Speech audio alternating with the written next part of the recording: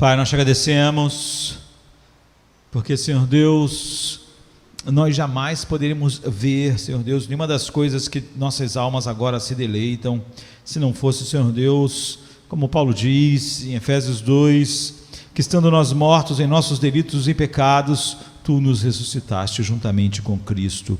Estávamos mortos, Senhor Pai, então, Senhor Pai, não havia em nós nenhum anseio, nenhum desejo, e não houve nenhum tipo de cooperação. Pai, o poder infinito do Teu amor, da Tua soberania, ao, Senhor Pai, escolher aqueles que não são os piores, para mostrar a grandeza, Senhor Pai, da suficiência, da justiça, Senhor Deus, do Teu Filho, para salvar os maiores pecadores. Então nós queremos agora conhecer essa salvação, Deus. Nós queremos conhecer, Senhor Deus, junto com todos os santos, o amor de Cristo. Nós queremos conhecer, Senhor Pai, todo o tesouro de sabedoria que está escondido em Cristo. Nós sabemos, Senhor Pai, que esse tesouro de sabedoria é infinito, e nós precisamos, Senhor Pai, aqui e agora do Teu Espírito Santo para conhecermos mais dele, mas iremos precisar também do Espírito Santo para nos mostrar ele durante toda a eternidade.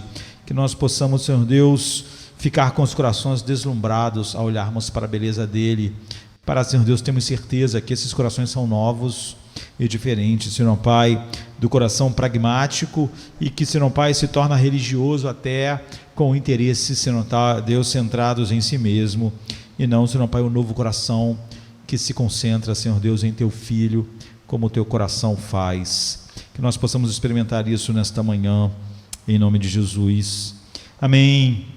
Semana passada, quando nós terminamos, Jó estava numa pilha de lixo, e os seus 3 amigos, como nós vimos, representando toda a sabedoria humana para consolá-lo, ele na mais profunda solidão, e vimos que ninguém pode, na verdade,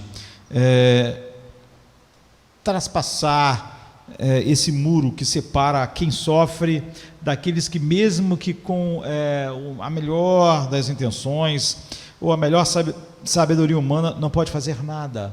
E vimos como, na verdade, isso apontava para algo muito maior, não é? Um verdadeiro Jó com 3 amigos também, que não podia dar auxílio nenhum no Getsêmani. E agora, quando nós vamos olhar para meditarmos, para cearmos, eu quero continuar onde nós estávamos quando encerramos, olhando para esse Jó, esse verdadeiro Jó, sozinho. Ele esteve infinitamente mais alto do que Jó em sua glória, e ele estava infinitamente mais baixo do que Jó em sua miséria. E eu quero ler Lucas 22, 44, que fala sobre uma profunda tristeza, uma profunda angústia, e aquilo que a Bíblia chama de agonia no coração de Cristo. Hoje nós vivemos em dias muito tristes, porque as pessoas tiram os seus conceitos da alma, do drama humano, do humanismo secular. Depois eles vêm para a Bíblia só para tentar encontrar trechos nos quais serão devidamente violentados para dar uma capa hipócrita de cristianismo aquilo que é humanismo. Então eu ouvi alguém falando sobre esse texto, justificando: olha, você vê, Jesus ficou deprimido. A depressão, até Jesus, o Filho de Deus, ficou deprimido. Sinceramente, eu não sei se as pessoas assim têm temor a Deus.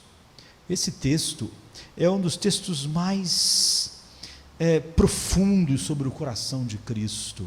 Isso está tão distante disso, que só a maior falta de temor pode pegar essas justificativas sem fim para a miséria humana, que não são bíblicas, e falar que o problema de Jesus aqui é que ele estava deprimido, não é? Vamos pensar que ele simplesmente ficou angustiado, triste, agoniado, não sabia muito bem porquê, quem sabe um distúrbio estava acontecendo, quando na verdade esse é um dos trechos mais sondadores, mais libertadores, que nos dá mais esperança, mais paz, de tal maneira que eu quero falar, não sei se vou acabar, e se não acabar, eu vou continuar falando sobre ele à noite. Esse único verso, que diz assim: e posto em agonia, orava mais intensamente, e o seu suor tornou-se em grandes gotas de sangue que corriam até o chão. Então, a pessoa estava dizendo, justificando toda uma teoria não bíblica, não é, do porquê de cristãos serem totalmente miseráveis e não terem alegria em Deus, dizendo que Cristo também ficou assim deprimido. Vamos ver. Nosso Senhor Jesus Cristo, em sua natureza original, era infinitamente acima de qualquer sofrimento. Ou seja, Deus não pode sofrer, pois Ele é Deus bendito eternamente. Tudo que Ele precisa, tudo que a sua alma, não é, o seu coração se alegra, a sua paz, tem a fonte em si mesmo e em nada fora de si mesmo. Ele existiu assim eternamente. Mas quando Ele se tornou um homem, Ele não foi somente capaz de sofrer, mas Ele participou. Não é só que Ele se expôs à capacidade de sofrer, Ele participou da natureza que é extremamente débil quando exposta ao sofrimento, que é a natureza humana, como nós a temos. Então, a natureza humana, por causa da sua fraqueza, é nas Escrituras comparada a coisas sempre fracas. A erva do campo, que facilmente murcha e se deteriora. E ela é comparada como uma folha que o vento leva, uma folha seca. E ela é comparada a uma rajada de vento, assim, é tão tênue, acaba tão rápido. E a natureza do homem é fraca, de tal maneira que diz que o homem é pó. E ao pó ele vai voltar, porque o fundamento do homem, em vez de ser aço, em vez de ser, sei lá, carbono, fibra de carbono, o fundamento do homem é pó. É como se a coluna que sustenta as nossas vidas seja um pó. Imagine como uma coluna de pó pode sustentar um prédio. O prédio está condenado, ele pode ser facilmente esmagado, facilmente derrubado, e foi essa natureza, com toda a sua fraqueza, exposição aos sofrimentos, que Cristo, que é o Senhor, o Deus onipotente, tomou sobre ele. Ele se humilhou e se tornou um de nós. Ele não tomou a natureza humana para ele em seu primeiro e mais elevado estágio, ou seja, Jesus não tomou para ele, apesar dele não participar da nossa queda, ou seja, ele não era um homem caído, ele era um homem como o homem perfeito. Ele não era um homem escravo do pecado, em que o pecado habitava. Ele é totalmente santo, mas apesar disso, ele não tomou a natureza de Adão antes de Adão pecar. Ele tomou a nossa natureza. Apesar então dele ser perfeito, o corpo dele era como o nosso corpo, sujeito às consequências que o pecado trouxe. Assim, Cristo é chamado de renovo no nosso meio. Ele é a raiz numa terra seca. Então Isaías 53:2 diz: porque foi subindo como renovo perante ele, como raiz de uma terra seca, não tinha beleza nem formosura, e olhando nós para ele, não havia boa aparência nele para que o desejássemos. Ele não era mais do que um homem não é? Dessa forma, como a principal missão de Cristo no mundo era uma coisa: o mundo foi criado para uma sexta-feira Jesus morrer na cruz. Então, na verdade, a principal missão dele no mundo era sofrer. Assim, ele abraçou essa incumbência, ele veio com tal natureza que era totalmente exposta ao sofrimento e às circunstâncias, com as mais variados caminhos que o sofrimento tem de nos alcançar. Por isso toda a sua vida foi uma vida repleta de sofrimentos. Por isso ele é chamado de um homem de dores, que sabe o que é padecer. Por isso o sofrimento sempre esteve lá. Ele começou na sua infância, ele começou no seu nascimento, ele começou no desprezo que ele recebeu toda a sua vida, e esse sofrimento só foi aumentando à medida que se aproximava ao final da sua vida, e seu sofrimento após o início do seu ministério público se ampliou. E é por isso que ele diz: o mundo me odiou. Ele nunca foi tratado nesse mundo como nada mais do que alguém, um intrusão que perturbava. A luz veio ao mundo e o mundo odiou a luz, porque o mundo amava as trevas. Então, quanto mais Cristo viveu no mundo, quanto mais os homens viram e ouviram dele, mais eles odiaram. Como eu estava outro dia escrevendo um texto sobre Atos, onde Paulo é chamado de Deus. Paulo fez uma cura lá, e as pessoas começaram a falar que Paulo era Deus. Os sacerdotes dos deuses vieram e queriam fazer sacrifícios para Paulo. Paulo disse: de jeito nenhum fazer sacrifício para mim. E aí Paulo pregou a verdade e eles apedrejaram Paulo. No mesmo dia que a multidão queria cultuar Paulo, se prostrar nos pés de Paulo, eles apedrejaram Paulo depois que ele pregou. Você vê, o homem adora, ele tinha curado alguém, as pessoas gostaram, mas assim que eles ouviram a verdade, eles foram capazes de apedrejar o homem que eles estavam querendo venerar. Então os seus inimigos estavam cada vez mais enfurecidos pela continuação da oposição que ele fazia às nossas concupiscências. Não era só os fariseus, era todo mundo. Jesus na terra é a evidência final da nossa escuridão, porque ele era a luz perfeita, brilhando aqui. E ele não disse que do coração dos fariseus é que saem os pecados, e do coração de não sei quem, ele disse que do coração de todo mundo.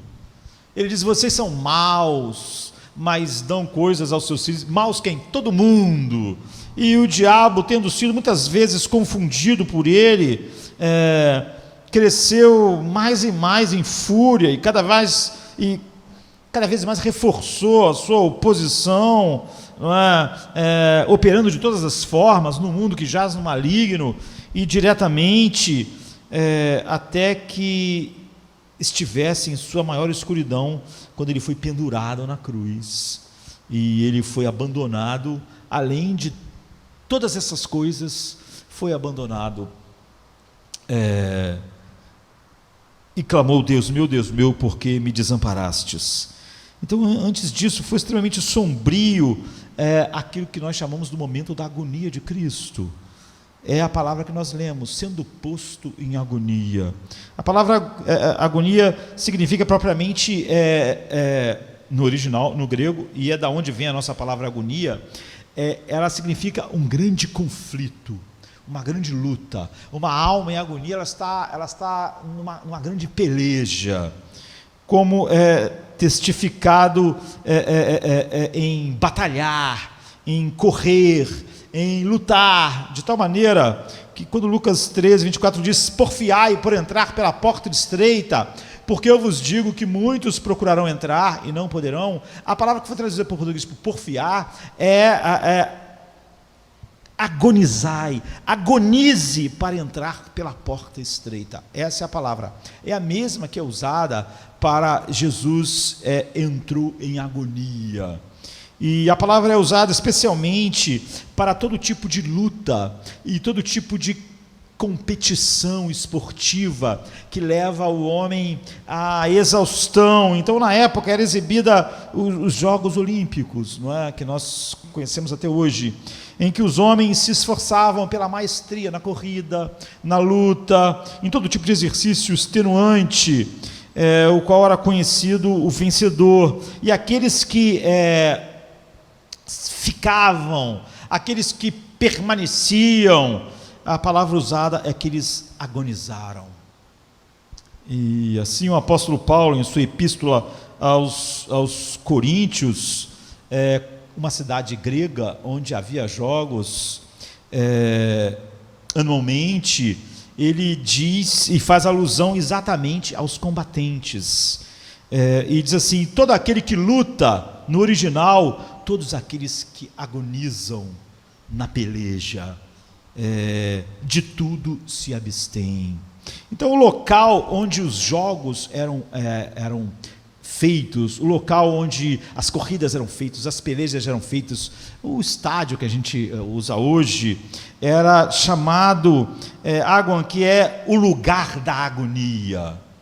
É o lugar onde a pessoa lutava ao máximo com o seu físico, quando o seu corpo já não suporta mais, sabe, os últimos quilômetros da maratona, quando todo o teu corpo está pedindo para você parar, mas você tem um propósito e um objetivo e você continua indo em frente. Então, o estádio era o lugar da agonia, esse era o nome.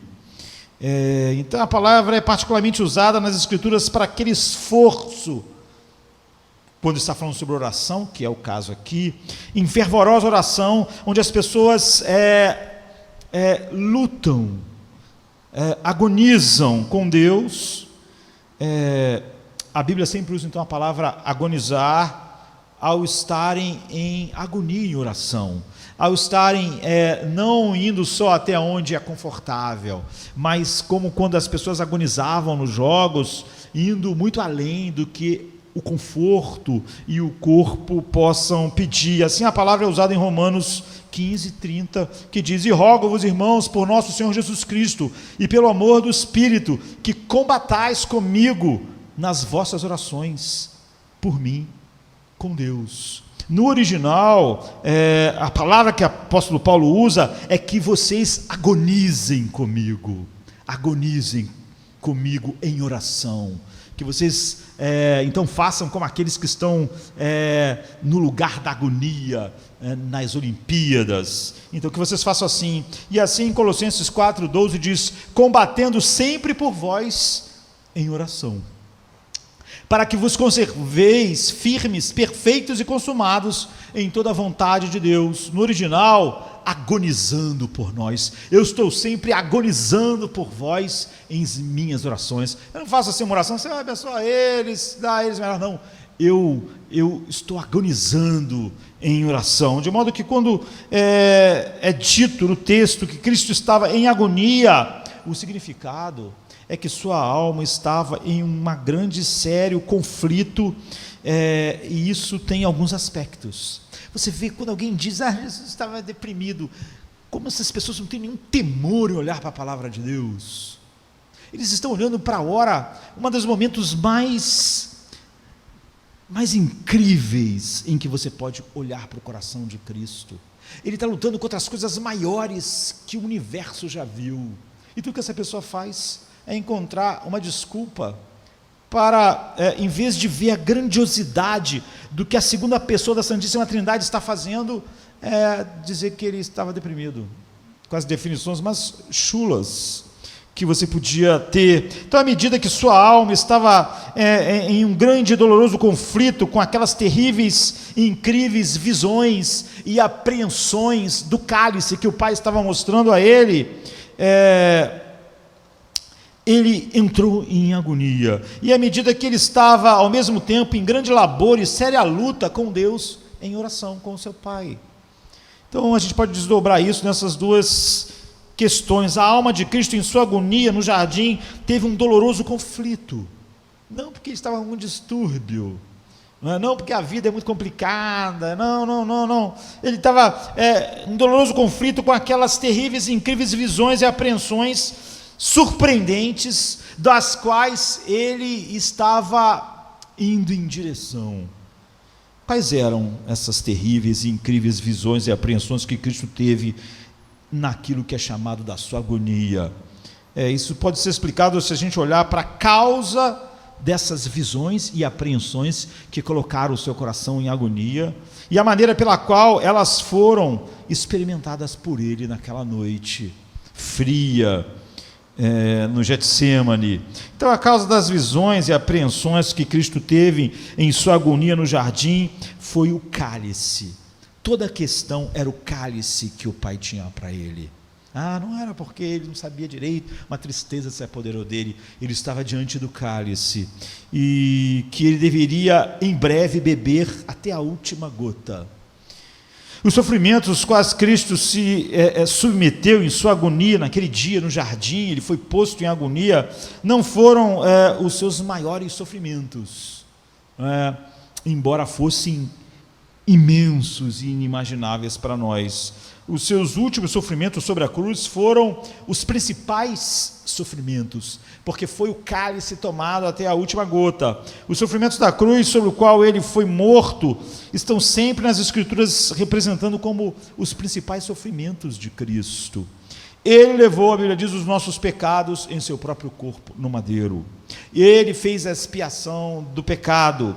Ele suportou a cruz, ele se humilhou e tornou-se obediente até a morte, morte de cruz, e é dito como a principal causa de todo o sofrimento de Cristo, o momento final, onde ele bebe todo o cálice na cruz. Esse é o cálice que Cristo havia colocado diante de si em agonia. Foi quando esse cálice foi colocado diante dele e o Pai deu a ele uma visão e uma impressão no seu coração, exatamente do que ele experimentaria horas depois, que ele entrou em agonia.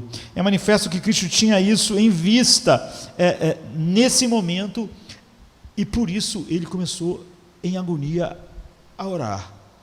Então, de acordo com Mateus, Cristo fez 3 orações naquela noite, enquanto estava no jardim do Getsêmani, e tudo era sobre o mesmo assunto, sobre o cálice amargo que ele deveria beber. Na primeira nós temos assim em Mateus 26:39, e indo um pouco mais para diante, prostrou-se sobre o seu rosto, orando e dizendo: meu Pai, se é possível, passe de mim este cálice, todavia, não seja como eu quero, mas como tu queres. A segunda oração é no versículo 42, que diz, você vê que elas não são iguais, e indo a segunda vez orou dizendo: Pai meu, se este cálice não pode passar de mim, sem que eu o beba, faça a tua vontade.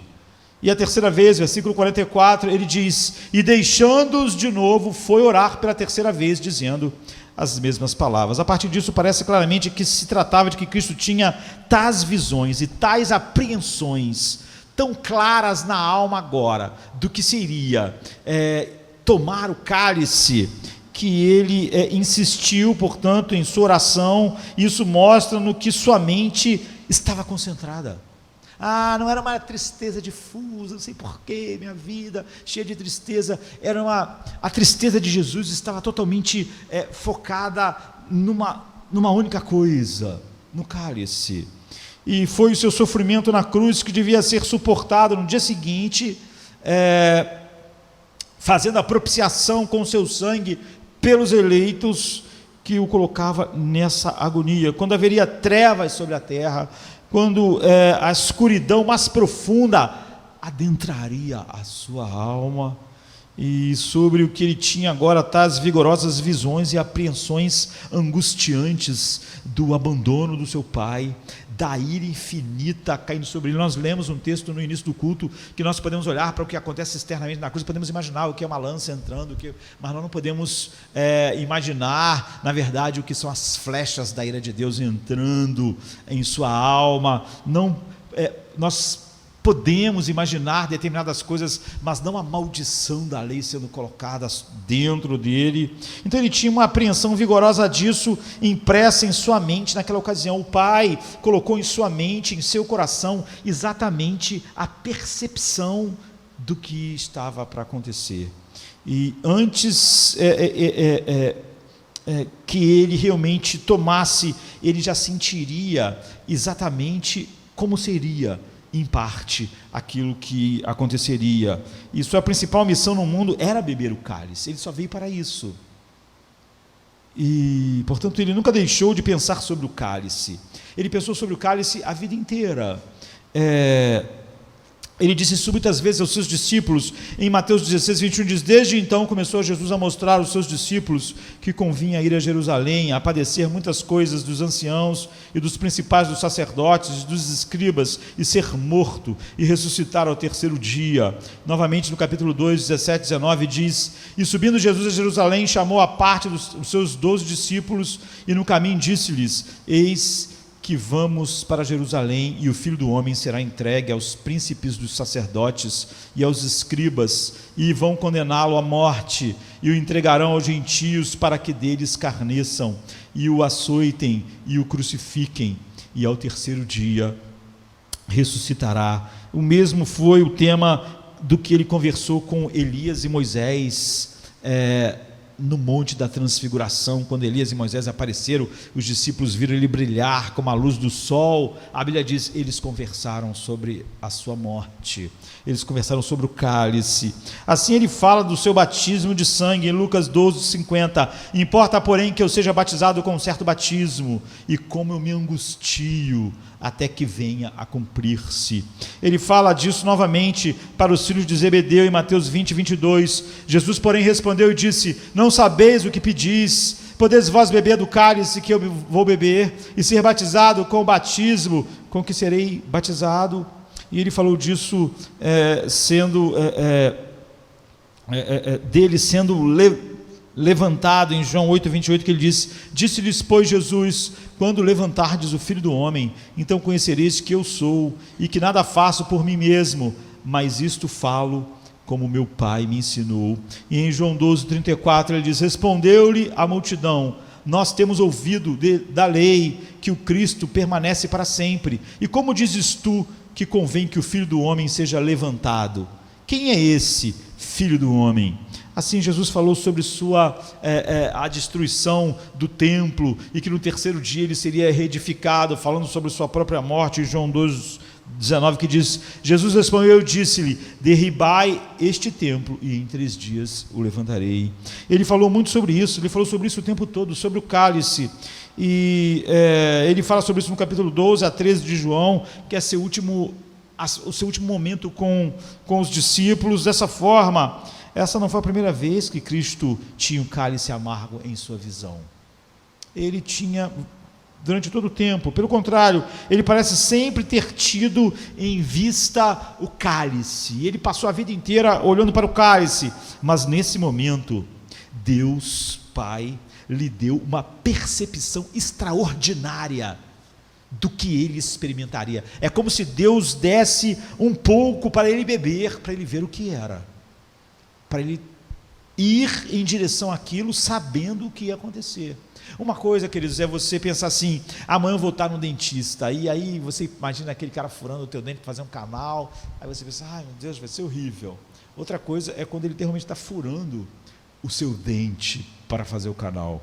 Nós temos essa capacidade de saber: vai furar, vai doer, é horrível.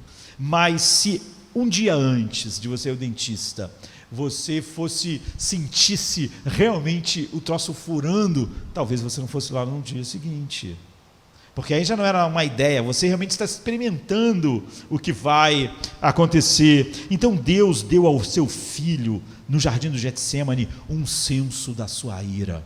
Eternamente, Jesus nunca esteve debaixo da ira do Pai, ele é o objeto final do seu amor infinito. O Pai deu a ele um senso, uma percepção na alma do horror que está debaixo da ira que ia ser derramada sobre ele, e deu a ele um gole dos incríveis sofrimentos na alma que ele ia experimentar, e foi fortemente imprimida em seu coração a sensação do abandono, da falta de comunhão, de modo que ele teve a apreensão muito mais plena e vigorosa da amargura, de quão amargo era o cálice do que antes. E essas apreensões eram tão terríveis que sua fraca natureza humana, fraca no sentido não da perfeição interior, mas da fraqueza, já que, como nós falamos, ele não tinha o corpo físico, ele não era o homem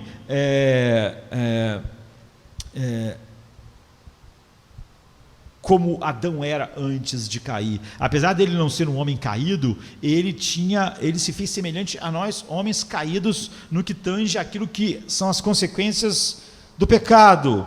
Então, sua fraca natureza humana afundou com a visão da ira infinita de Deus, do abandono do Pai, da quebra da comunhão infinita, eterna, que nunca tinha começado, da não percepção do amor do Pai, da não percepção do gozo, da alegria, da comunhão. E então ele foi esmagado por essas percepções. Você vê, não, quer dizer, Jesus não está deprimido. O cálice da amargura foi representado nesse momento como exatamente estando em sua mão e ele podendo provar. Ele não somente teve uma visão mais clara e viva disso do que antes, mas isso foi colocado em sua própria alma, em seu próprio coração, para que ele pudesse experimentar É isso que vai acontecer em algumas horas. Esse é o cálice. É isso que você vai ter na sua plenitude. Em seguida, dentro dessa mesma hora, Judas estava já se dirigindo para aquele lugar. E ele devia então se entregar para tomar o cálice. E a não ser que ele se recusasse a tomá-lo, ele tinha que ter uma visão plena e completa como homem do que seria esse cálice, tendo então demonstrado que essas terríveis visões e apreensões foram as que Cristo teve e que colocou o seu coração em agonia. Tem tudo a ver com a comunhão com Deus, com o deleite em Deus, com a relação infinita entre as duas pessoas da Santíssima Trindade. Então imagina o conflito da alma de Cristo. O conflito que ele suportou foi ocasionado por aquelas visões e apreensões inimagináveis, dessa ruptura de comunhão, gozo e paz da segunda pessoa da Santíssima Trindade com Deus Pai. Como alguém pode pegar o momento mais incrível que nós podemos contemplar, o coração de Cristo, que dá suporte para tudo que nós somos e tudo que a história vai ser, e transformar nisso numa mera desculpa para aquilo que os homens dizem sobre a miséria da falta de paz desse mundo? Então a tristeza e a angústia da sua alma, que a sua alma sofreu nessa ocasião, surgiu a partir dessa visão vigorosa, pelo que Deus, o Pai, fez com que colocou o cálice diante dele e fez ele experimentar algo daquele cálice.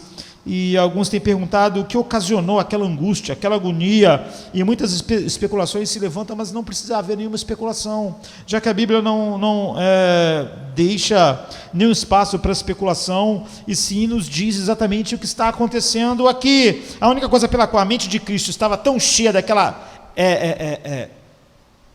naquele instante, sem dúvida, era quão cheio era esse cálice de tudo aquilo que era inimaginável, a ira infinita do Deus Pai caindo sobre ele sem misericórdia, sem que ele fosse visto como objeto de amor, a não ser como objeto de maldição. Então, era muito mais terrível do que a fornalha de Nabucodonosor. Pense na fornalha de Nabucodonosor, infinita. Nós estamos falando sobre não a ira de um grande rei com uma grande fornalha, mas da ira infinita de Deus. E era como se ele fosse levado até a boca da fornalha, para que ele soubesse o que ele ia experimentar. Ele foi levado para a boca da fornalha para que ele pudesse olhar para a fornalha e ver as chamas furiosas e ver a quintura, sentir a quintura dela, a fim de que ele pudesse conhecer onde ele estava indo, o que ele estava indo fazer, onde ele estava, eu diria, se metendo, no que ele estava prestes a mergulhar, era naquela fornalha. Isso foi o que encheu a sua alma de tristeza e escuridão. Ele seria mergulhado na escuridão.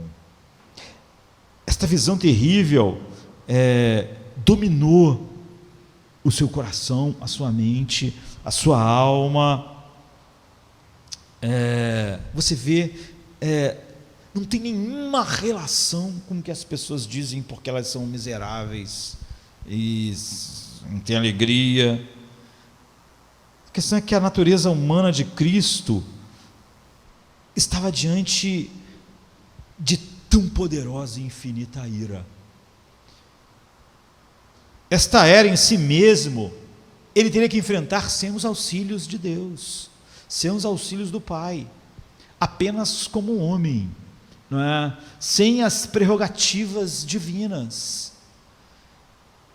apenas com uma natureza que se tornou como a nossa. E nenhum filho de Deus, nenhum dos redimidos jamais sequer se aproximará de algo assim, que dirão nas mesmas condições qualquer outro ser. Então, para nós não perdermos gastarmos mais tempo aqui, o conflito na alma de Cristo, nessa visão dos seus últimos sofrimentos, era terrível, além de toda e possível imaginação, e daquilo que nós poderíamos expressar. A partir disso, a Bíblia vai nos dando assim, essas evidências, que é dito que o seu horror era imenso. Então Mateus 26, 37 diz: ele começou a entristecer-se e angustiar-se muito. E Marcos 14, 33 diz: e tomou consigo Pedro, Tiago e a João, e começou a ter pavor e angustiar-se. Ora, alguém pegar isso para tentar justificar as ideias que o mundo tem do porquê o homem é miserável e sem paz, alguém dizer que Jesus simplesmente estava deprimido, você acha que um cristão assim tem algum temor a respeito das coisas mais grandiosas que a Bíblia mostra? Você acha que gente assim é constrangida por um amor tão grande que levou Cristo até esse ponto? Essas expressões expõem a intensa e avassaladora angústia que ele estava sentindo na sua alma. E nós estamos falando de angústia, horror, pavor e agonia da segunda pessoa da Santíssima Trindade. As expressões de Lucas sobre o seu estar, sobre ele estar em agonia, conforme o significado da palavra no original, implica não em um comum nível de sofrimento intenso, mas tal angústia extrema que sua natureza teve um violentíssimo conflito. Como um homem que luta com todas as suas forças, que labuta e emprega todo o seu ser em agonia, ou seja, num combate, como nós vimos a definição da palavra original, agonia, não é? Agonizar. Então, a partir do que o próprio Cristo diz sobre isso, que Jesus não é como nós adoramos falar palavras que não quer dizer a realidade, às vezes bem e para o mal. Talvez a gente possa ter dito uma palavra assim hoje, eu espero que nenhum de nós tenha dito: Senhor, Tu é minha vida, e aí não é nada, é só exagero. Senhor, Tu és meu tudo, e não é nada. Ou então, minha vida está um inferno. Essa pessoa não sabe o que é um inferno. A minha vida está um horror, a minha vida está insuportável. Mentira, ela é suportável, nós só exageramos. Mas Jesus não. Nós tendemos a mentir, tendemos a exagerar, tendemos a ter autocomiseração, e por isso exageramos tudo que acontece conosco. Você não conhece a noite da alma, só aquela pessoa conhece, ninguém mais conhece. Nós tendemos a exagerar as coisas, mas Jesus nunca pecou assim. Ele nunca disse algo sobre o seu coração que não fosse a plena verdade. Quando ele diz: eu sou manso e humilde de coração, era o que ele era. Aqui ele faz uma declaração: a minha alma está cheia de tristeza até a morte. Isso não são palavras exageradas, ele não está exagerando. Jesus está expressando com seus lábios exatamente o que está acontecendo em sua alma. Que linguagem poderia expressar mais fortemente o grau de tristeza que estava na alma de Cristo? Sua alma não estava apenas triste, mas cheia de tristeza. Não era a biologia do seu cérebro que não estava funcionando, não eram os hormônios que não estavam funcionando. Sua alma estava triste até a morte. Sua alma, seu espírito, seu homem interior. E não somente isso, mas porque isso não expressa plenamente o nível da sua tristeza, ele não diz só que ele está triste, ele diz: está triste até a morte, o que sugere os próprias dores e sofrimentos infernais da morte eterna. É o que ele está dizendo. Está triste até aquilo que a alma morta eternamente pode experimentar.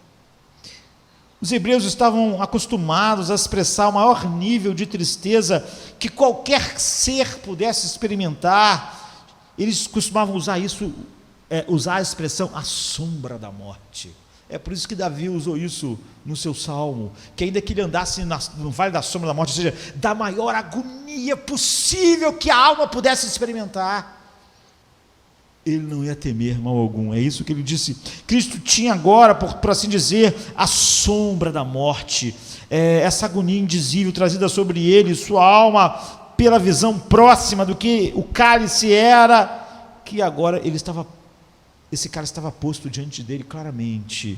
E a partir do efeito que isso teve sobre o seu corpo, causando o suor, que o texto diz, em nossa tradução diz, o seu suor tornou-se como grandes gotas de sangue que corriam até o chão. Você vê o que é a agonia de Cristo? Você vê o nível de tristeza e pavor que está na sua alma? A palavra traduzida por grandes gotas, no original, cromboi, significa coágulos, não é? Pois a gente pode supor que o sangue foi pressionado através da sua pele. Na verdade, há algumas coisas que as pessoas, algumas têm uma descrição médico-científica de pessoas que podem, os vasos capilares estourar, mas o que está acontecendo aqui é totalmente único, porque há uma violência com a qual o sangue sai da sua pele, de forma que quando chegou a ser exposto ao ar frio da noite, congelou e endureceu, como é da natureza do sangue.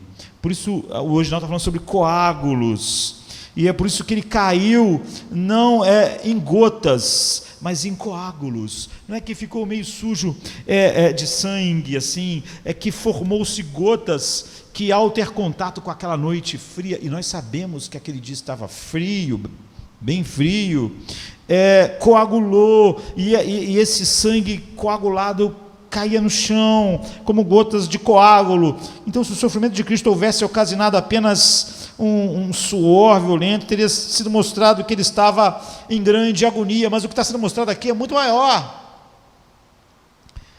É um sofrimento extraordinário, e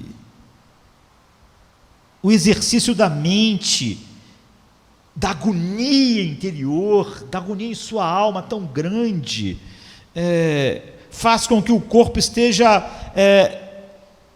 se comportando assim, e quando isso é exposto àquela friagem daquela noite, nós sabemos que era frio. Alguém pode pensar, por que você está falando que estava frio? João 18 diz, ora, estavam ali os servos e os servidores que tinham feito brasas, e se aquentavam, porque fazia frio, e com eles estava Pedro, esquentando-se também. Essa é a mesma noite, na mesma cidade. Então, esta era uma noite em que Cristo teve a sua agonia no jardim. Então, a angústia, a tristeza interior de Cristo não foram meramente as causas que o levaram ao suor violento universal, mas o que fez suar sangue. Então, pense em aflição e angústia como é inimaginável para nós. Jesus estava deprimido, até Jesus ficou deprimido. Isso soa tão ridículo, tão irreverente, tão blasfemo. A aflição e a angústia do seu espírito eram tão indescritivelmente extremas, como suficiente para forçar o sangue sair através dos seus poros em grandes gotas que caíram no chão. Ele foi posto em agonia, toda a sua alma, todo o seu espírito. O que se pode supor ser a finalidade especial de Deus dar a Jesus uma percepção tão clara da ira, do cálice e de tudo que ele ia experimentar um pouco depois? Em outras palavras, porque foi necessário que, horas antes de tudo acontecer, Jesus tivesse uma impressão perfeita na alma de tudo que ele ia sofrer, sofrendo um pouco o penhor de todo o cálice que ele ia tomar, experimentando um pouco desse cálice, a antecipação da ira de Deus, a antecipação da perda da comunhão, a antecipação da perda daquela comunhão cheia de paz e alegria eterna. A resposta é que isso é necessário a fim de que ele pudesse tomar o cálice e bebê-lo, sabendo como o cálice era, sabendo não como o Deus onisciente sabe de tudo, mas sabendo como um homem, experimentando como um homem exatamente isso. Então, a menos que a natureza humana de Cristo tivesse uma extraordinária visão, dada de antemão do que ele ia experimentar, a gente não podia dizer que ele experimentou tudo sabendo o que ia acontecer e mesmo assim abraçando o cálice que foi colocado diante dele. Portanto, não poderia, como homem, beber como ele faria algo, tendo colocado algo do lado do outro para saber, ainda assim é o que eu quero. Se Cristo houvesse mergulhado a si mesmo naquelas fornalha de ira sem fim, sem de antemão estar totalmente sensível à amargura e ao horror que ele ia experimentar, ele teria feito algo que ele não conhecia como homem. É óbvio que ele não conhecia como Deus eternamente essa separação, e nem como um homem, mas ele enfrentaria isso como um homem. Como homem, ele teria mergulhado a si mesmo em um sofrimento, em quantidade de sofrimento, de maneira, entre aspas, ignorante. Ele ia ele mergulhar na ira, na fornalha da ira infinita de Deus, sem ter provado dessa fornalha. E sua apreensão, então, tinha que ser perfeita, para que ele soubesse o que era estar debaixo da ira infinita do seu Pai. Pois ele devia sofrer como homem. E o ato de Cristo em tomar o cálice foi o ato do Cristo, Filho de Deus e Filho do homem. Mas o homem Cristo Jesus até então nunca havia tido a experiência de qualquer quebra de comunhão, falta de deleite, gozo, paz na comunhão infinita com o seu Pai.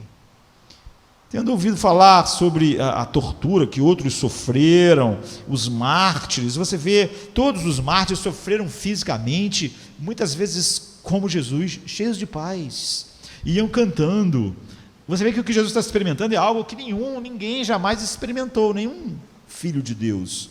Não ia tomar nada desse cálice horrível, exatamente porque Jesus ia tomar todo o cálice.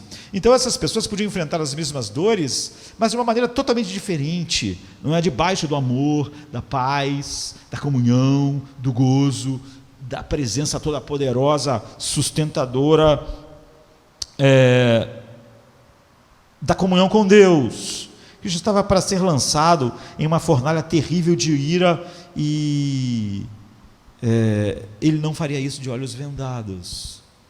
O Pai queria que ele soubesse exatamente como um homem tudo o que ele experimentaria. Portanto, para que ele não fizesse, Deus deu a ele essas apreensões perfeitas na sua alma, no seu coração, de como seria poucas horas depois, e ele pôde ver isso. Então essa visão de Cristo é que levou ele à agonia. Você vê porque ele está triste até a morte. Não é porque de uma maneira difusa, sem saber porquê, ou por causa da biologia do seu cérebro, ele está um pouco triste, ele está deprimido, ficou deprimido de repente, né? Por alguma razão. Em seguida Deus trouxe o cálice que ele devia beber, colocou diante dele para que ele tivesse uma visão completa, e se Cristo não tivesse totalmente conhecido o horror daquele sofrimento, antes de tomá-lo, não seria um ato pleno, conhecendo, não poderia ter havido nenhum ato explícito. Você poderia pensar, se eu soubesse quão horrível era, eu não teria ido em frente. Não, ele teria que ir em frente sabendo quão horrível era. Então, a menos que ele soubesse de antemão quão terrível era, isso não teria esse peso. Então, ele agiu como conhecendo o que ele iria experimentar. A escolha dele foi maravilhosa. O fato dele ir em frente é totalmente espantoso. E era necessário que essa visão extraordinária que Cristo teve fosse uma dose, mas que fosse perfeita daquilo que ele iria experimentar. Então ele teve uma oportunidade de fuga, de fazer a vontade do Pai, de tomar o cálice, pois o lugar onde ele estava, e ele tinha todas as condições de simplesmente sair dali, tudo já estava andando, mas você vê, ele não foi colocado num beco sem saída, Pelo contrário, foi colocado diante dele as realidades daquilo que ele estava prestes a mergulhar. Então, o seu ato de tomar o cálice é a coisa mais incrível que os nossos corações vão contemplar. É trágico alguém pegar algo do humanismo secular, destruir uma das coisas maiores que a mente humana jamais vai ouvir, porque ele, primeiro, absorve o que o mundo diz, depois vem para a Bíblia tirar textos do seu lugar para tentar justificar. Então, qual é a aplicação nesse momento final que a gente faz disso? Já que a gente não pode continuar olhando como queríamos para isso, nós podemos aprender quão terríveis são os sofrimentos de Cristo. É um mistério profundo para nós, e a gente aprende a partir disso o efeito terrível que a clara previsão deles teve sobre ele. Ele entrou em agonia. Não são aquilo que ele experimentou na cruz, que nós vamos celebrar daqui a pouco. Você pode tomar isso com um ânimo assim: ele derramou o seu sangue, sem realmente ter em seu coração a dimensão do que ele tomou no seu lugar. E se você faz isso, você não discerne o corpo de Cristo, nem o que ele fez. Não admira que você não tenha a alegria da salvação se você não consegue ver o que ele fez. Essa pessoa que usa isso só para falar que eu sou deprimido porque até Jesus ficou deprimido, eu não me admiro que essa pessoa não tenha nenhuma alegria em Cristo. Ela não consegue ver o que Cristo fez, nem o que aconteceu na cruz, nem o Evangelho. Seus últimos sofrimentos foram tão terríveis que a só visão dele fez ele entrar na mais profunda agonia.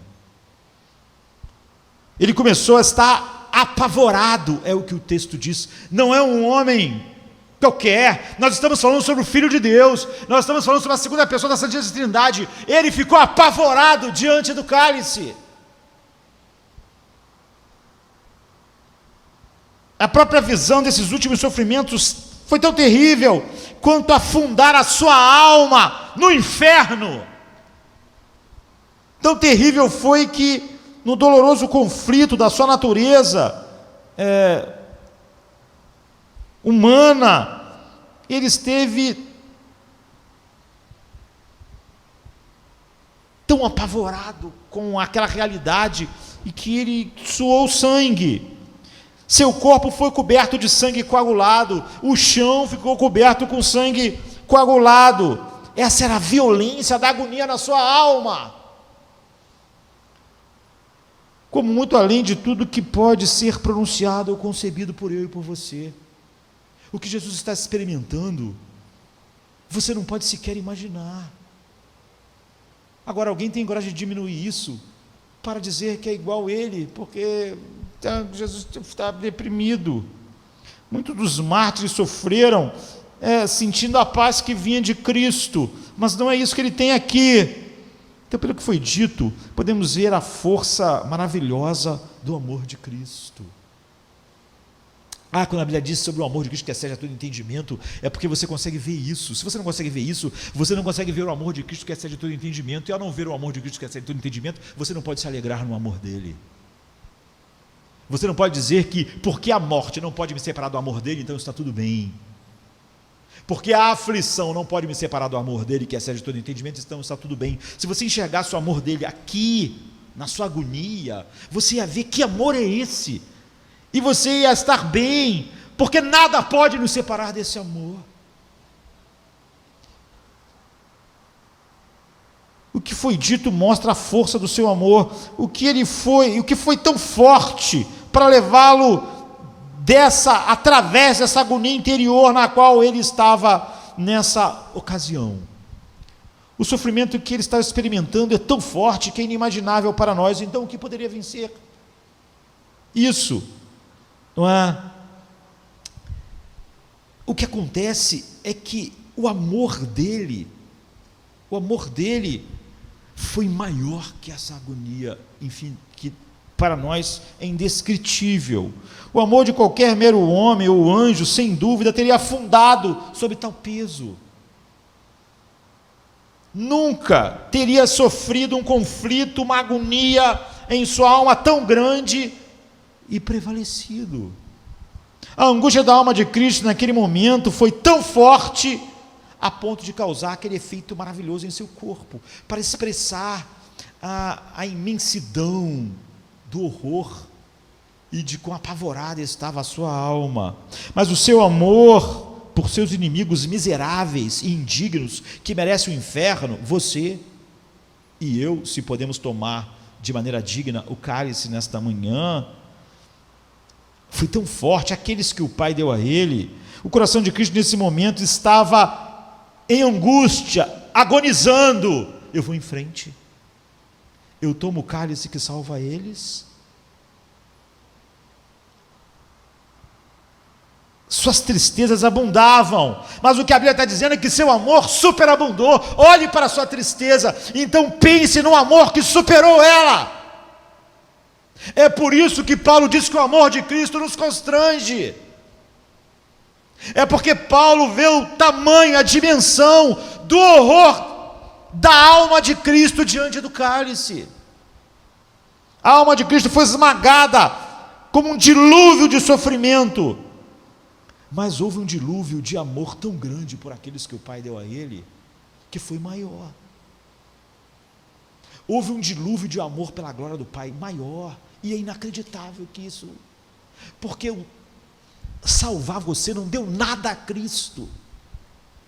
Tomar aquele cálice não deu nada a ele, não vai dar nunca. Daqui a 1 milhão de anos os seus cânticos não vão dar nada a ele.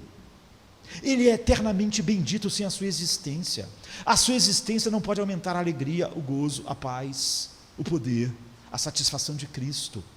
Nesse sentido, ele está fazendo isso por nada que ele possa receber de você, nem agora e nem na eternidade. Agora, o amor que faz, o dilúvio de amor que faz ele ir em frente, é só porque essa era a vontade do seu Pai. Ele deu esses miseráveis como objetos do seu amor. Então esse amor é suficiente para transbordar o mundo e sobrepujar essas montanhas de pecados terríveis que iam ser colocados sobre ele e que fariam ele beber o cálice. De modo que o oceano do amor no coração de Cristo foi maior do que o inferno que ele teria que tomar. O amor de Cristo te constrange? Ou é tão fraco tudo isso que você só consegue ver nisso uma desculpa para a sua tristeza e infelicidade, que não consegue se alegrar nele?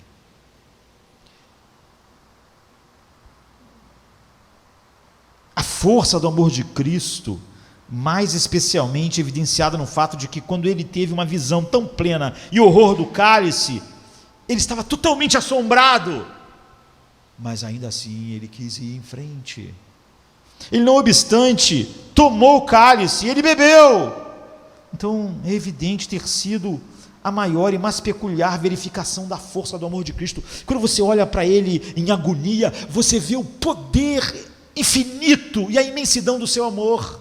Em vez de justificar a sua falta de alegria em Cristo, isso devia ser a razão final para a sua alegria nele, para uma alegria indizível e cheia de glória. Quando alguém pega esse texto para justificar quão miserável é o seu coração e como ele não tem alegria em Cristo, é inacreditável. Mas é isso que o Evangelho tem se tornado para muitas pessoas hoje. Só desculpa para seus conceitos humanistas.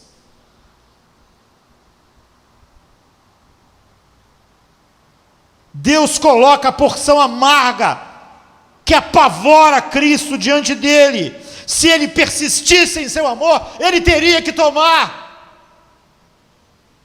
Se ele persistisse em salvar os eleitos do Pai, ele teria que tomar. Mas ele está totalmente apavorado com a ideia, totalmente. Teria que haver uma coisa nele que fosse maior que esse pavor, maior que o inferno, que ele tinha que experimentar. É por isso que Paulo diz que o amor de Cristo constrange. Essa foi a última consideração de Cristo. Aqui está o cálice que você deve beber, a menos que você desista, e todos aqueles que eu te dei tenham que tomar isso para sempre. Você tomará esse cálice, você beberá por eles, Você beberá pela minha glória. Não há aqui enganos. Esse é o cálice.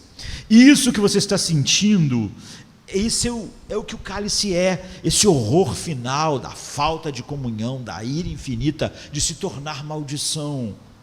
Ali você vê quão terrível é o calor do forno na qual ele vai ser jogado. Você vê qual é a dor e a angústia da alma de Jesus. Não, queridos, ele não precisava de algumas coisinhas para aliviar um pouco um distúrbio que eles supostamente tinha. Nós estamos falando sobre as coisas maiores, o poder infinito do amor de Deus e a ira infinita de Deus. O que você fará é o que está sendo perguntado a ele. E tanto o seu amor pelos eleitos é suficiente para você continuar. Olha para os eleitos, olha que pessoas horríveis eles são. Olha para Pedro, ele está dormindo.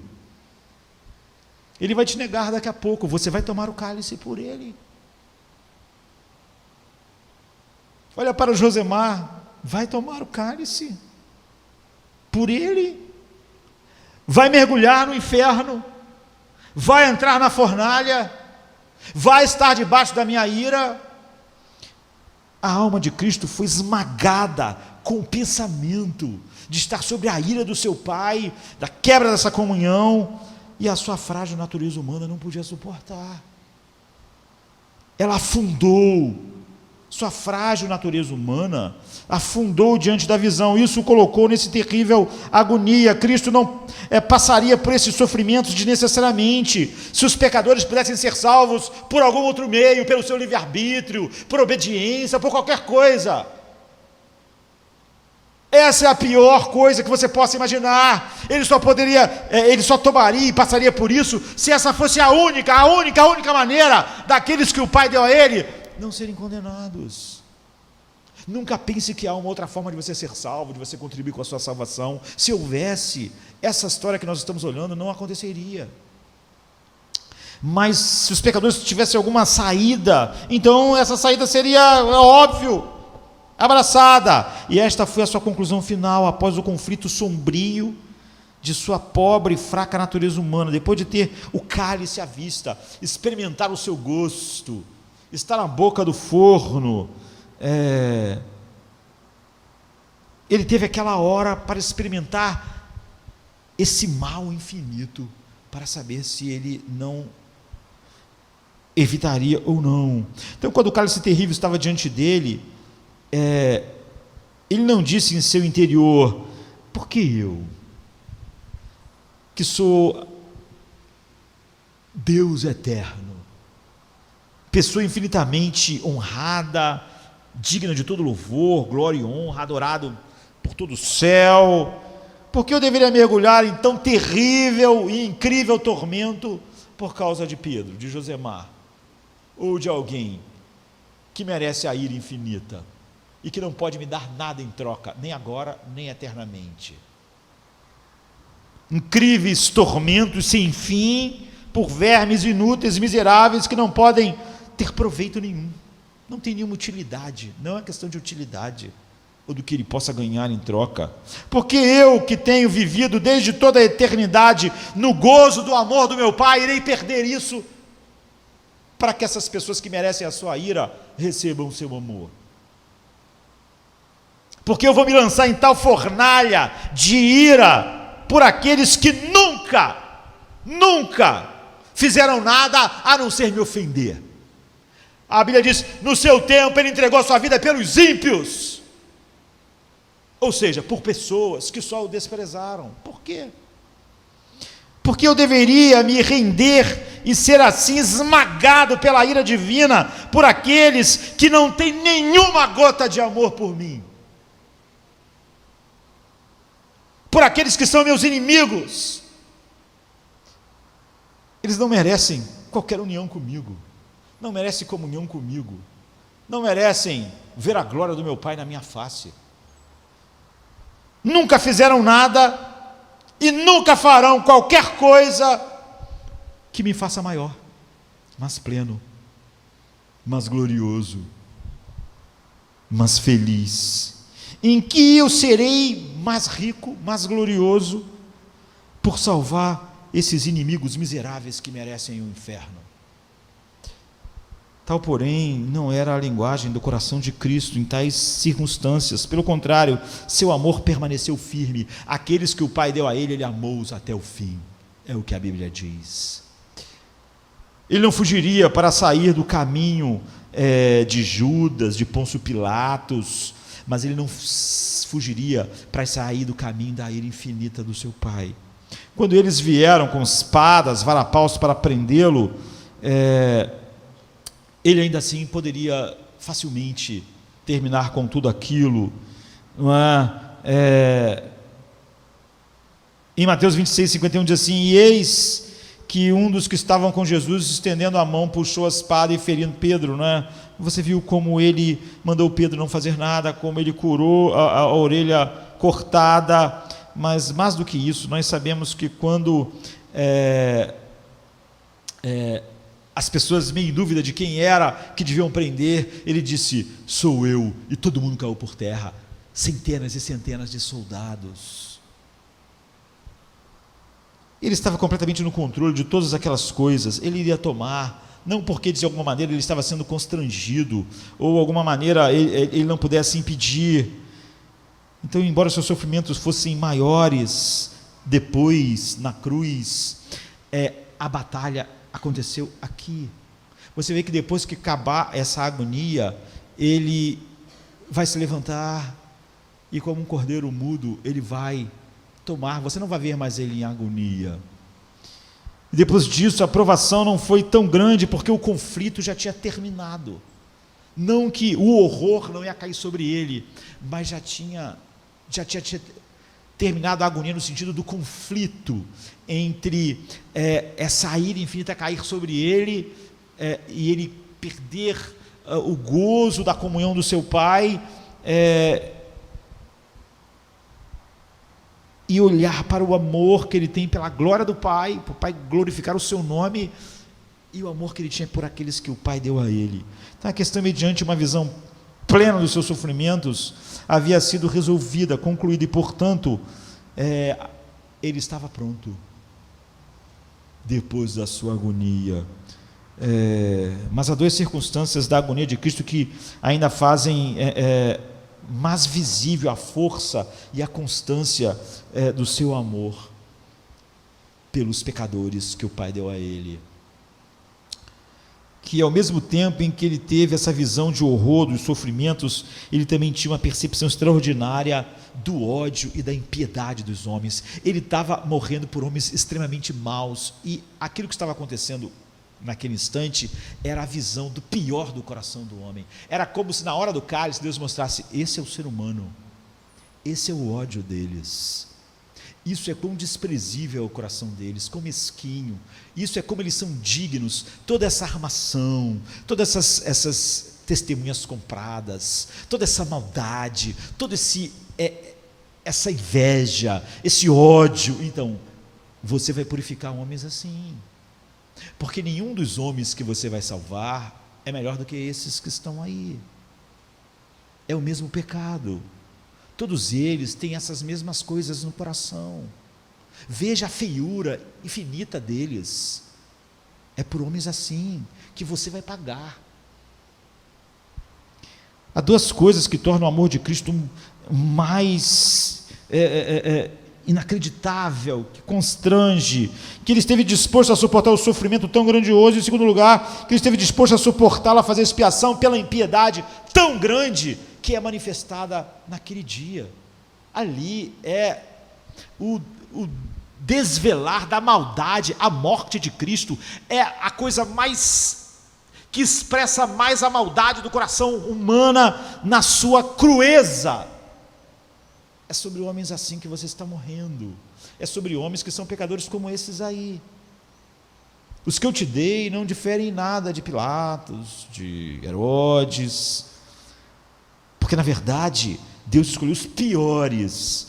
Mas para o seu ser propriamente dito, Cristo, a seu próprio ato de escolha, suportou sofrimentos que eram tão terríveis e eram todos contra ele, como é cada pecado que é cometido. E para que isso acontecesse, duas coisas eram necessárias: que ele deveria ter um senso extraordinário de quão grande ia ser o sofrimento. Deus mostrou: olha o sofrimento, olha o cálice, olha a ira. E na mesma lugar e momento ele mostrou: olha quão mau o homem é, olha quão ele é indigno do que você está fazendo, olha como ele merece a ira infinita. As duas coisas foram colocadas juntas e ambos foram oferecidos ao mesmo tempo.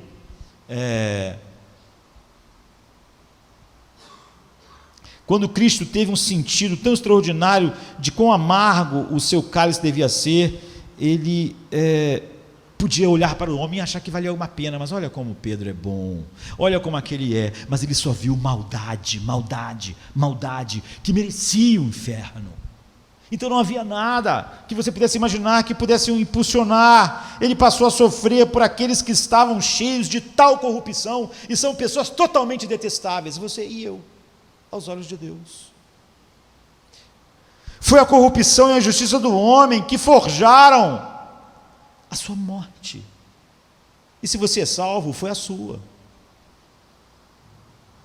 Então, pela maldade dos homens, que ele foi escarnecido, esbofeteado, cuspido e colocado debaixo da ira de Deus, por causa de você, por causa de mim. Deus está dizendo: e é por eles que você vai beber o cálice. O que o pregou e o colocou em tão cruel morte, ira infinita, foi o que nós fizemos. A morte de Cristo mostra o quão ruim nós somos, o quão detestáveis nós somos. Não mostra o nosso valor, mostra o nosso horror, e mostra quão extraordinário foi o amor, porque os objetos do seu amor são totalmente indignos e desprezíveis e miseráveis. E o Pai botou a agonia, o pavor do cálice, ao mesmo tempo que está mostrando quão dignos de ira são os objetos que vão ser salvos, porque aqui no momento do seu sofrimento ele teve a depravação do homem colocada claramente diante dos seus olhos em ação, e ainda assim ele teria que ir em frente ou não, e ele estava disposto a fazer a expiação por seus inimigos. O pecado e a maldade do homem, pelos quais Cristo morreu e fez expiação, foram colocados diante dele. É esse tipo de ser que você vai salvar, com o seu horror. Então há muitas inferências nisso. Essa impiedade foi apenas uma amostra da maldade da humanidade inteira, porque todos pecaram, todos têm os mesmos pecados em seus corações. Então, como a água, o rosto corresponde ao rosto, assim o coração do homem é homem. O coração de todos os homens é igual, a não ser que a graça os mude. A semente de todas as coisas está no coração meu e de Pilatos, como nós nascemos no mundo. Cristo morreu para fazer expiação por aquela verdadeira impiedade individual que operou naqueles homens, mas que opera em todos os eleitos, a mesma. Alguns daquelas pessoas que estavam lá naquele dia foram salvas, ou seja, era um daqueles que o Pai tinha dado a ele na eternidade. Tudo o que ele teve foi esse horror, essa indiferença, essa visão horrível de quem o homem é em seu estado bruto. Ele, na sua frágil condição humana, e enquanto ele está vendo também a infinita ira do Pai, ele nem mesmo por uma hora, embora ele desejasse isso, deixou de lutar em agonia ao contemplar a realidade do cálice. Então ele foi tratado assim durante toda a sua vida, e agora nem aquelas pessoas que você podia chamar de seus amigos eram nada mais do que homens assim, mas seu amor resistiu. João diz: tendo amado os seus, ele os amou até o fim. Ele não disse dentro de si mesmo, quando o cálice trêmulo estava diante dele, sua alma estava com pavor: por que eu devo suportar tanto por aqueles que não têm valor nenhum? O mundo inteiro, com os anjos que não pecaram, o universo inteiro não vale nada perto do valor de Cristo. Porque eu deveria lutar aqui com a expectativa terrível da ira do meu Pai, da falta de comunhão, da falta do desfrute da sua paz, sozinho. Mas ao contrário, com compaixão terna, ele olhou para cada um daqueles que o Pai deu a ele. Naquela agonia, os eleitos estavam na sua mente. Não só o horror do cálice, outra inferência a partir disso é que nós podemos aprender a maravilhosa submissão de Cristo à vontade do Pai. Não é? Cristo, sendo uma pessoa divina, era soberano e absoluto. Não é? Ele não obtém a vida de alguma coisa, de outra coisa. Não é? Agora, é engraçado como o único soberano, Cristo, se submete tão prontamente à soberania do Pai. E a igreja tem muita dificuldade com a soberania de Deus. Eu não aceito isso, Deus não pode aquilo, Deus não pode aquilo outro. Jesus, sendo soberano, aceitava plenamente a soberania do Pai de decretar que ele tomasse o cálice. Você consegue enxergar as dimensões da beleza de Cristo? Muitos que dizem cristão não gostam da soberania de Deus, não gostam daquilo que Deus decide, e ficam furiosos com o fato de que o que Deus decreta será, mas o seu Filho soberano, não. Extraordinário quando ele teve tal visão de quão terrível seriam os seus sofrimentos finais e a ira. Ele acrescenta: todavia não seja como eu quero, como o horror que se apodera de mim. Se a tua vontade é esse horror infinito, eu quero a sua vontade. A submissão de um ser soberano à soberania do Pai faz parte dessas coisas que fazem Paulo dizer: ó profundidade das riquezas, quão grande, quão lindo, como alguém pode dizer-se cristão e não ver a glória, a beleza de Deus na face de Cristo? O que essa pessoa espera ver? Se ela não vê beleza aqui, ela está agindo como um demônio. O demônio certamente não vê beleza nisso, porque ele não tem vê nenhuma beleza em submissão, que dirá um ser soberano se submetendo assim. Ele se deleitava com o pensamento de que a vontade do Pai seria feita, apesar desse horror. Pai meu, se este cálice não pode passar de mim sem eu beber, faça a tua vontade. E assim, a terceira vez, é uma prova de uma submissão incrível que a segunda pessoa da Santíssima Trindade tem do Deus Pai, simplesmente porque ele se alegra nisso, porque ele é Deus. Não há nada nele que não seja a plenitude da divindade. Se Deus apenas em sua providência indica que isso seja a sua vontade,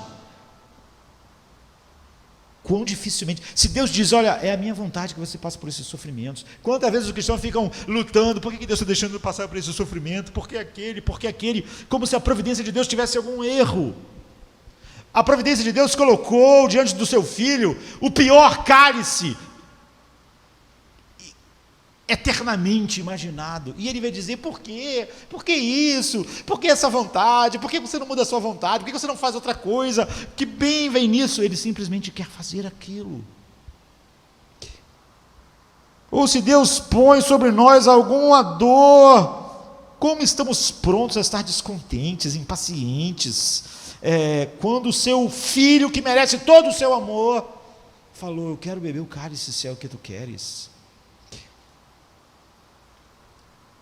É É incrível, quando ele foi trazido, estabelecido diante daquela fornalha terrível de ira infinita e lançado, ele teve uma visão completa da ferocidade da ira infinita contra o pecado, quando sua carne encolheu e ele suou sangue, sua alma ainda desejava que a vontade do Pai fosse feita. E a quarta inferência é que é dito sobre esse assunto, também nos mostra a glória dessa obediência. Cristo foi sujeito à lei moral, como Adão era, mas a principal coisa, o principal mandamento do Pai, esse mandamento eu recebi do Pai. O principal mandamento, ele estava sujeito como Adão e nós à lei moral, e ele obedeceu perfeitamente, mas o mandamento final do Pai para ele é: vai e morra, vai e toma o cálice, se torne um homem. Então essa deveria ser, o mandamento da sua vida. Ele deveria voluntariamente se entregar e ser a si mesmo aqueles terríveis sofrimentos dessa fornalha de infinita ira. Quando o Pai o enviou ao mundo, enviou para isso.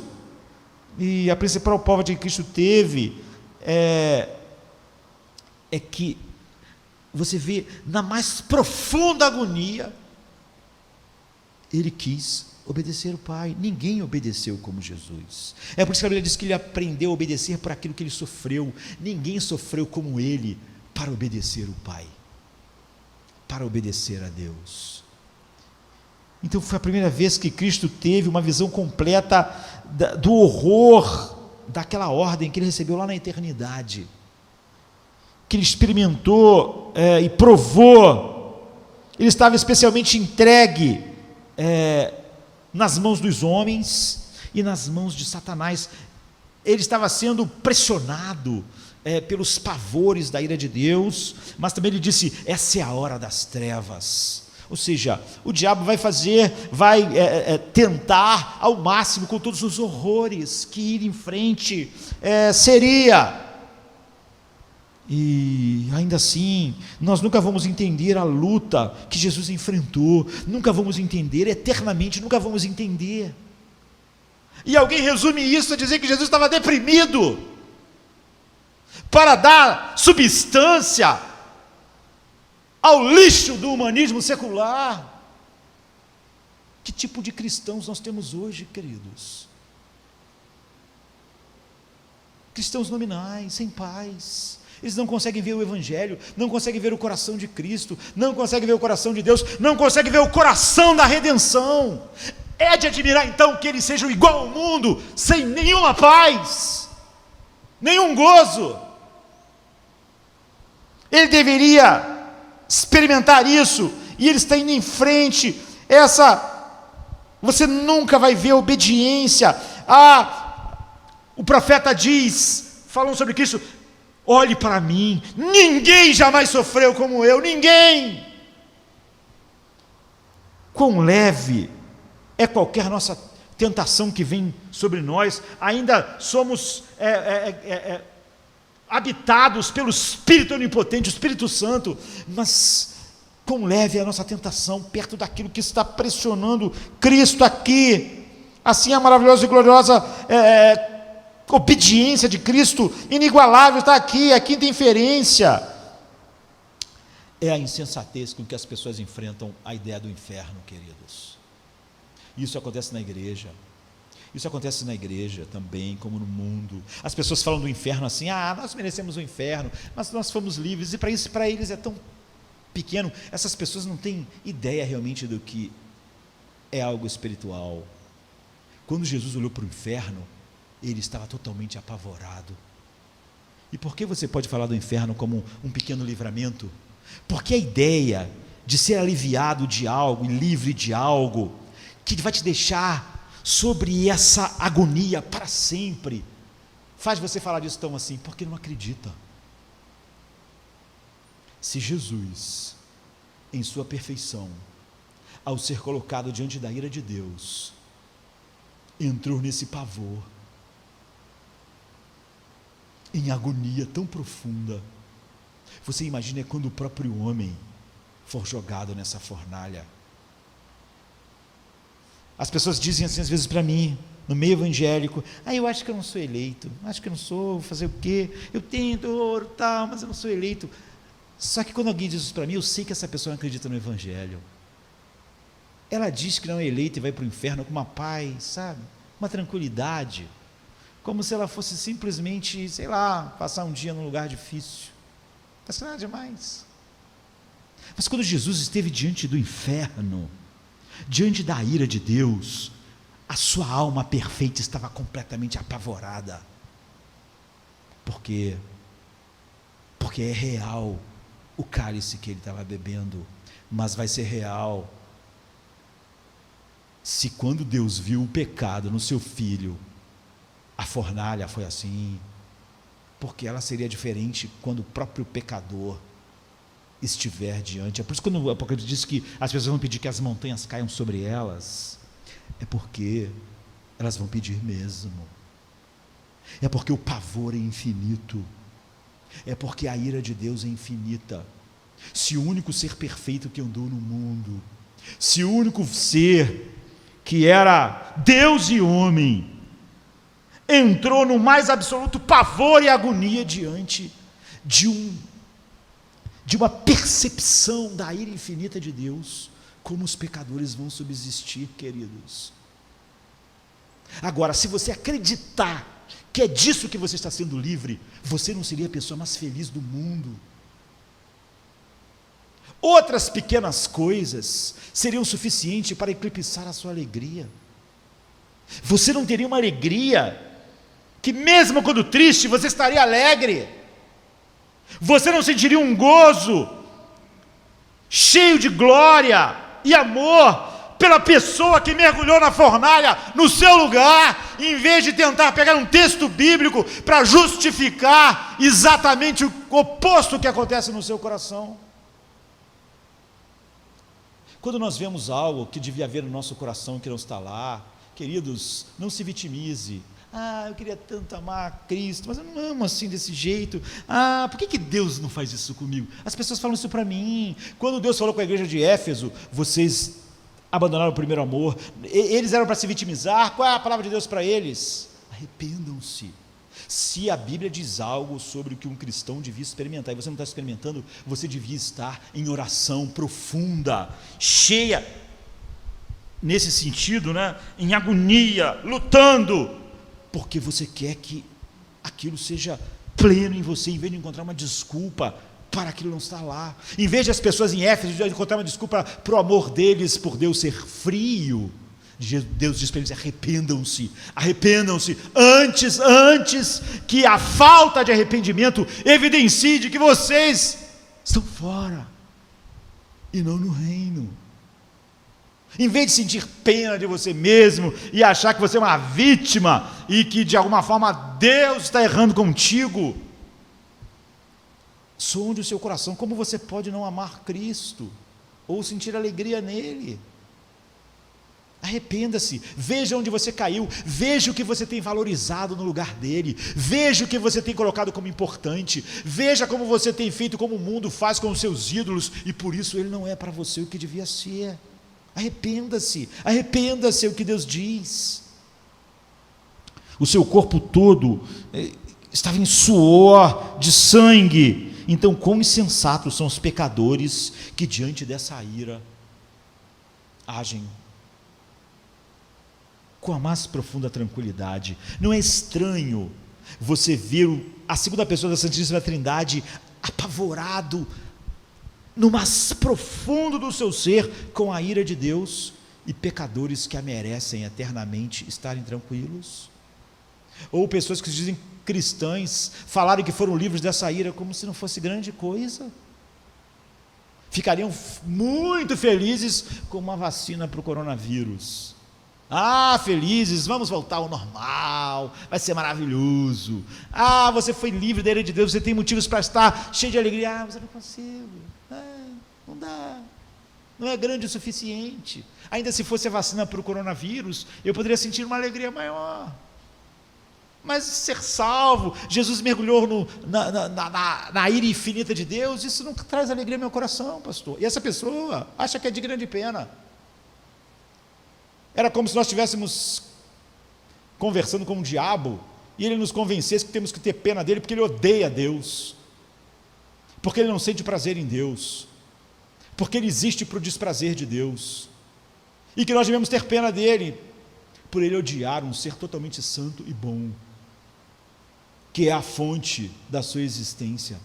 Mas é isso que às vezes nós, seres humanos, queremos, e é por causa dessa maldade tão grande, é que se nós fomos eleitos, Jesus está sofrendo essa agonia sem fim, antes mesmo de ir para a cruz, porque tal maldade só pode ser revertida por tamanha ira sendo derramada sobre aquele que foi em meu lugar, em direção àquilo que eu mereço, para me dar um novo coração, uma nova mente, para ver o valor infinito do que o próprio Cristo fez na sua agonia. Então você vê que em vez de os pecadores e às vezes cristãos chorarem em amarga agonia ao pensarem na ira, como Jesus ficou apavorado, nessa medida você devia estar alegre por ser livre da ira que ele teve que tomar no seu lugar.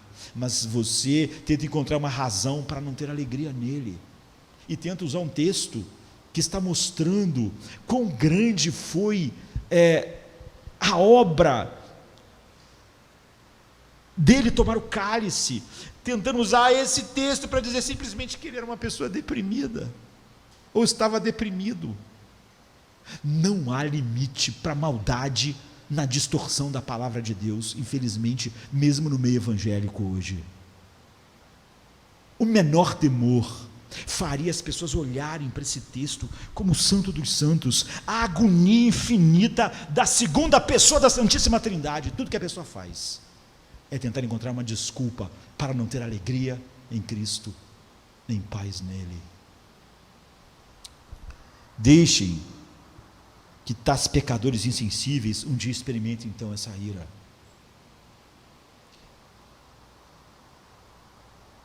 Porque parece que eles, de fato, estando na igreja ou não acreditam nela, até que eles a experimentem. Mas terrível como isso difere em natureza e grau, e eu quero acabar assim, porque a agonia que um pecador vai sentir, Jesus experimentou a aflição infinita. Nesse sentido, ninguém vai experimentar igual, mas há uma agonia que o pecador perdido vai sentir que Jesus não sentiu. Há um sentido em que o pecador vai sentir coisas ainda mais terríveis, não maiores, em sua infinitude, já que ele nunca vai poder experimentar toda a infinita ira de Deus, por ele não ser um ser infinito. Jesus podia, mas há coisas que o pecador vai experimentar, que Jesus não experimentou.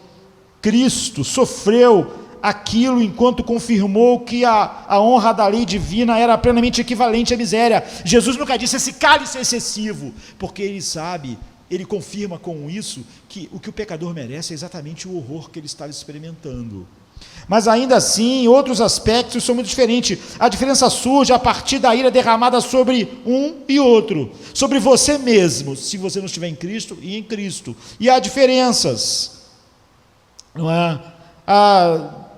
Jesus diz assim no Lucas 23, 31, que nós podemos trazer para cá. Se isso é feito com um madeiro, com um lenho verde, imagine com um seco. Nós somos um lenho seco. Os ímpios não são uma árvore verde. Os sofrimentos de Cristo, que suportou na sua miséria, diferem em algumas coisas da que os ímpios vão experimentar, apesar de que Jesus experimentou isso de maneira infinita. Cristo não sentiu os tormentos de uma consciência culpada quando estava sentindo a ira de Deus. Ele sentiu toda a ira de Deus, mas dentro dele não havia uma consciência culpada, porque ele nunca pecou. Mas os homens, além de essa ira infinita, vão sentir o verme que nunca morre, que é a consciência culpada. É o que você é o que você merece.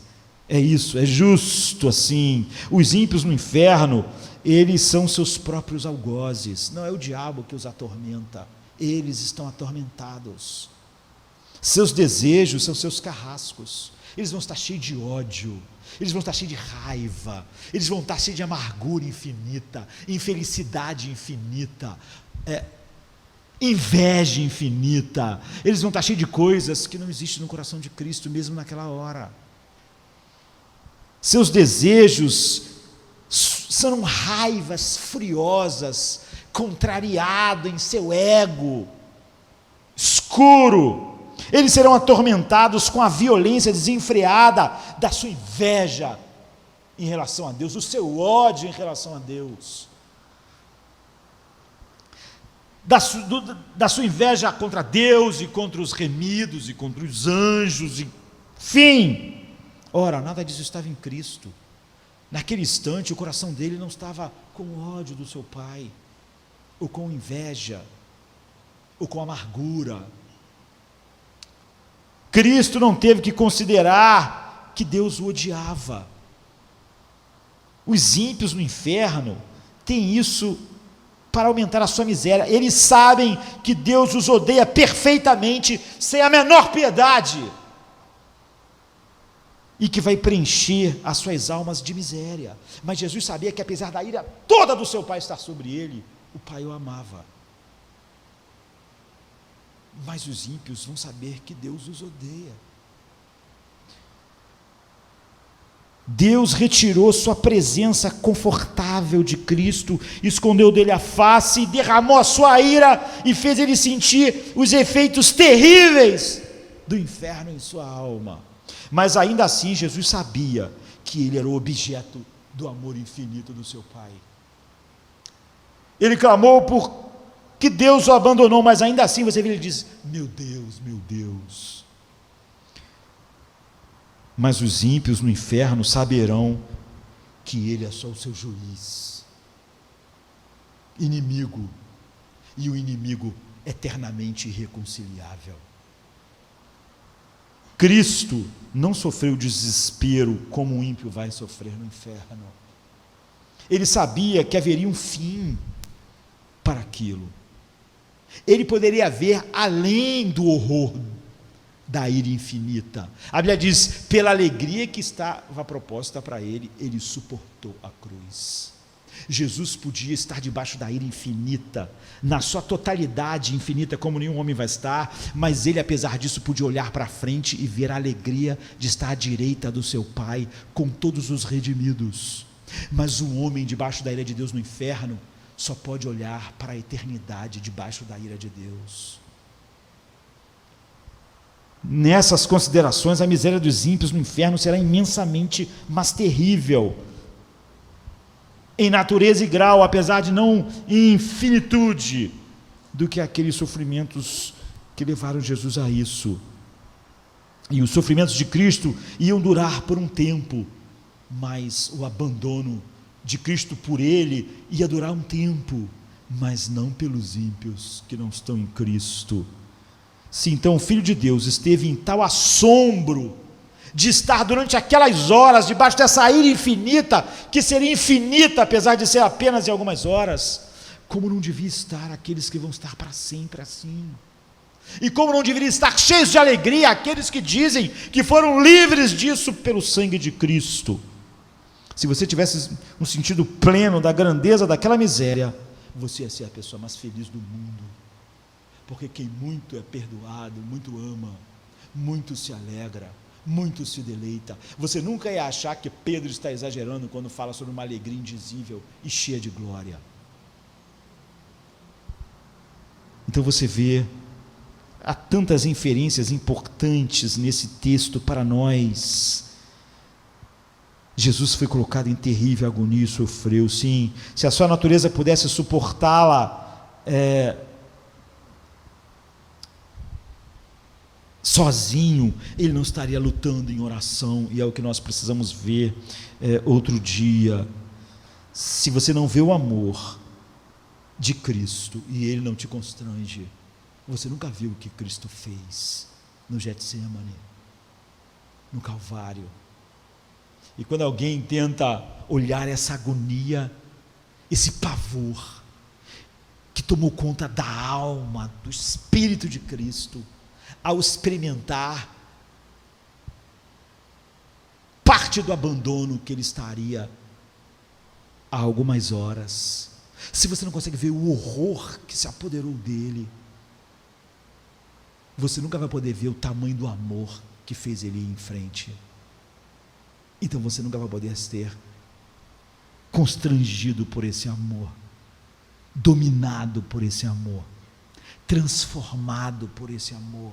E você vai sempre tentar encontrar uma explicação humana para a sua falta de amor por ele, falta de alegria nele, falta de gozo nele, quando na verdade, se nós percebemos que nós não amamos como ele merece, que não nos alegramos ainda de todas as formas que ele merece, que não conhecemos toda a largura, altura e profundidade do amor dele que excede todo entendimento, o que nós faríamos, o que Paulo está fazendo, orando para que nós conheçamos, para que o Espírito Santo nos fortaleça no homem interior, em vez de tentar encontrar uma desculpa humanista para não termos isso. Íamos estar como Paulo dizendo: eu oro para que vocês sejam fortalecidos no homem interior, para que o Espírito de poder fortaleça vocês, para vocês conhecerem a largura, a altura e a profundidade do amor de Cristo, que excede a todo entendimento. Você vê, nós não conhecemos a profundidade, a altura e a largura do amor que excede todo entendimento, mas é o que nós oramos, não é o que nós mais queremos, crescer nisso, em vez de encontrar uma desculpa para não conhecermos esse amor, não amarmos, não termos nele alegria indizível e cheia de glória. É por isso que é tão terrível quando alguém olha para um texto como de Lucas 22:44 e diz simplesmente: até Jesus ficou deprimido. Essa pessoa, queridos, está tão longe do Evangelho como o Oriente está do Ocidente. E posto em agonia, orava mais intensamente, e o seu suor tornou-se em grandes gotas de sangue que corriam até o chão. Vamos ficar de pé.